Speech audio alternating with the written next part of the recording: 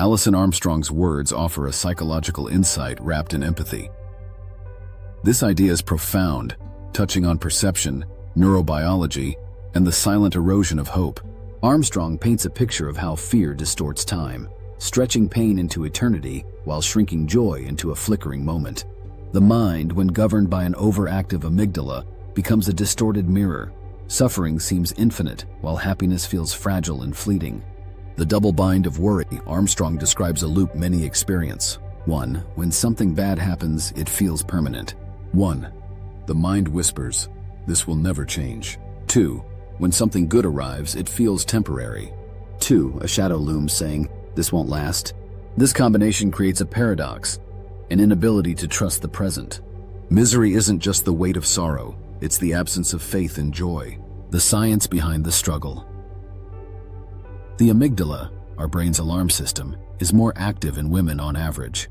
Whether due to biology, social conditioning, or both, this heightened vigilance makes threats loom larger and stability seem elusive.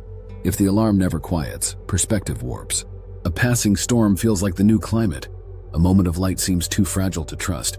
A poetic lens, the sky of the mind. Imagine the mind as the sky. 1. A storm rolls in, and she believes the sky is now forever dark, forgetting that clouds move, that sunlight still exists beyond the gray. 2. A rainbow appears, but instead of basking in its beauty, she braces for its vanishing, unable to trust its presence. Perspective is lost when we mistake weather for climate, forgetting that the sky is vast and change is inevitable. Faith and the fragility of joy. Armstrong suggests that this mental habit can erode faith, not necessarily religious faith, but the fundamental belief that things can get better. When hardship feels endless and happiness fleeting, despair can settle in. Gratitude becomes contaminated by anxiety. Hope feels naive. Yet, what if faith isn't about ignoring reality, but about remembering impermanence correctly? If we acknowledge that bad things end just as surely as good things shift, we reclaim a deeper peace. This too shall pass applies not just to sorrow, but also to fear itself. The hidden cost of hypervigilance. Perhaps this mindset evolved as a defense mechanism. 1. Expect the worst and you won't be caught off guard. 2. Don't trust happiness too much, and you won't be disappointed when it leaves. But living in a perpetual flinch is exhausting. It steals joy before life even has the chance to. The irony? Trying to avoid suffering often amplifies it. Armstrong is not blaming women for this pattern.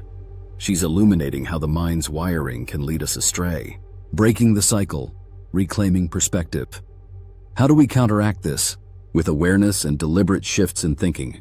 1. When in pain, remind yourself, "I've felt like this before and it passed. This will too." 2. When fearing joy's impermanence, counter with, "Maybe this won't last forever, but it's here now. I deserve to experience it fully."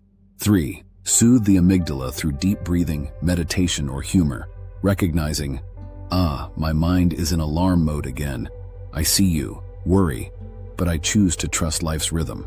For men reading this, Armstrong's point offers insight into how a female partner's extended worry is not simply a choice, but possibly a neurological reality. For women, it validates a common struggle. It's not just me, and it's not a personal failing. The spiritual angle, a trickster of the mind. From a deeper lens, this worry is like a trickster, a force that distorts reality and tests faith. Many myths and spiritual traditions speak of a hero's journey through darkness. If this mental habit is a kind of personal trial, then perspective is the sword that cuts through illusion.